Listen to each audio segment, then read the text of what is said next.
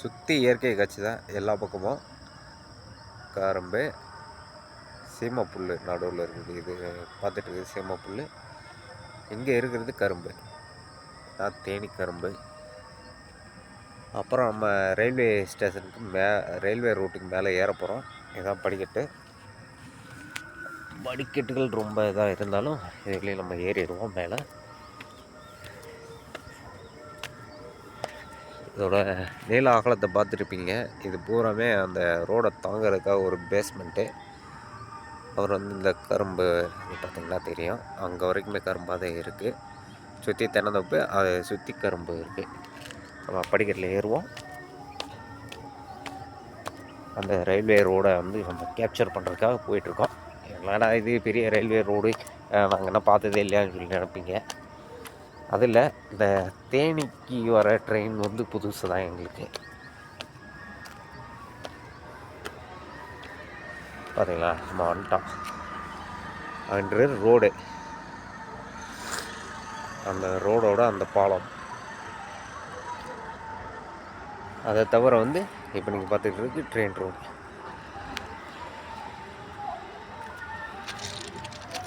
இதான் மதுரையிலேருந்து வர்ற பாதை. இந்த சைடு சூரியன் பார்த்தீங்களா, அந்த சைடுலேருந்து மதுரையிலேருந்து வரும் அந்த ரோடு.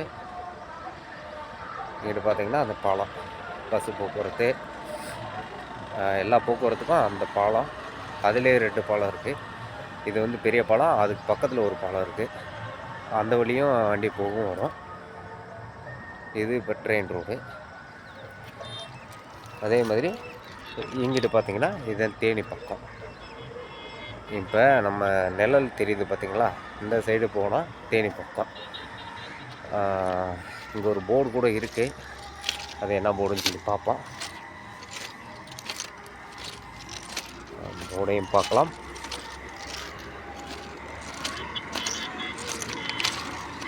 வைஆர்னு போர்டு வச்சுருக்காங்க. வைஆர்னு போர்டு வச்சுருக்காங்க.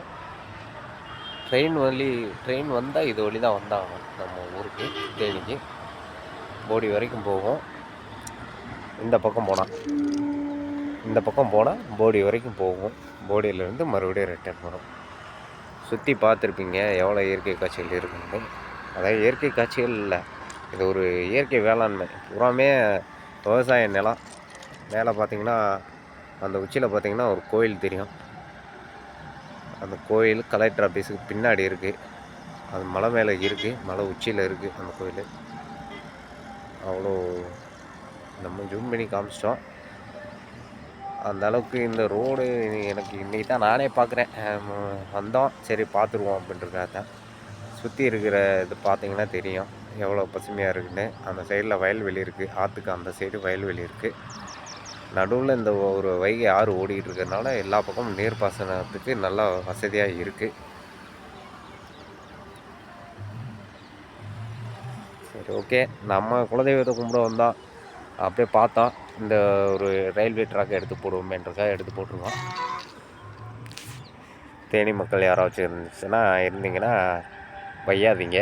என்னடா நம்ம ட்ரெயின் ரோடு பல வருஷமாக பல பேர் எடுத்து போட்டாங்க, நீ என்னடா புதுசாக எடுத்து போட்டுட்ருக்கியா அப்படின்ற மாதிரி சொல்லாதீங்க. ஏதோ நம்மளுக்கு இன்றைக்கி தான் தோணுச்சு, இன்றைக்கி தான் நம்மளே பார்த்தோம், அதனால தான் இன்றைக்கி எடுத்துக்கிட்டு இருக்கோம்.